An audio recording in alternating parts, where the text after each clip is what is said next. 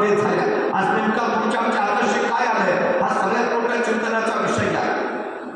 बंधारी हिंदुत्व सम्राट शिवसेना प्रमुख बाळासाहेब ठाकरे पश्चिम महाराष्ट्रामध्ये आले. त्यांनी इथली परिस्थिती पाहिली आणि